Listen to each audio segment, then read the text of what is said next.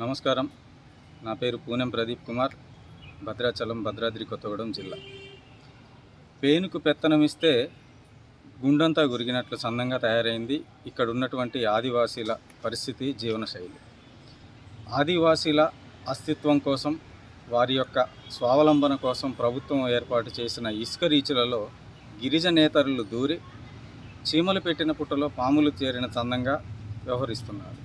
Desiltation పేరుతో అక్రమంగా, అన్యాయంగా నది లోపలికి వాహనాలను, యంత్రాలను దింపి ఇసుకను విచ్చలవిడిగా తోడుతున్నారు. ఇది చట్టబద్ధం కాదు. సీతమ్మ సాగర్ ప్రాజెక్టును యొక్క ఆగడాన్ని బూచిగా చూపించి దాని పైన భాగంలో ఇంత ఇసుక తీయడం అది సమంజసం కాదు.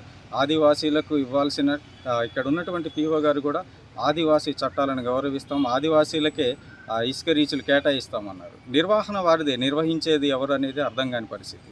గిరిజనేతర చేతుల్లో గిరిజనులు పావుల్లో అయిపోతున్నారు. తక్షణమే జిల్లా కలెక్టర్ గారు ఇక్కడ ఉన్నటువంటి చర్ల, పినపాక ఇసుక ర్యాంపులలో విచారణ జరపాలి. డీసిల్టేషన్ పేరుతో చేస్తున్న అక్రమాలకు అడ్డుకట్ట వేయాలి. త్వరలోనే మేము న్యాయస్థానాలను కూడా ఆశ్రయిస్తామని తెలియజేస్తూ కలెక్టర్ గారు, పీఓ గారు తక్షణమే దీనిపై చొరవ తీసుకొని చర్యలు తీసుకోవాలని కోరుతున్నాం. ఏజెన్సీ ప్రాంతంలో గిరిజనేతరులకు ఎటువంటి హక్కులు ఉండకూడదని, గిరిజనుల యొక్క అభ్యున్నతి కోసం అనేక చట్టాలను కేంద్ర రాష్ట్ర ప్రభుత్వాలు ఏర్పాటు చేసింది. 170 చట్టం, పీసా చట్టం, వాల్టా చట్టం.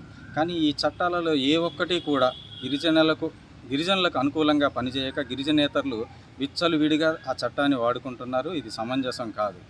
ఈ సీతమ్మ సాగర్ ప్రాజెక్టుకు సంబంధించి ఎటువంటి ప్రాజెక్టు దరిదాపుల్లో ఎటువంటి ఇసుక కానీ ఇంకొకటి కానీ పనులు చేపట్టకూడదని గ్రీన్ ట్రిబ్యునల్ ఆర్డర్ ఇచ్చినా కూడా అవి వినకుండా ఇక్కడ ఉన్నటువంటి రేజింగ్ కాంట్రాక్టర్లు, అధికార పార్టీ నాయకుల ప్రోద్బలంతో, అధికారులు చొరవతో ఈ రేజింగ్ కాంట్రాక్టర్లు విచ్చలవిడిగా ఇసుక తోడుకుంటున్నారు.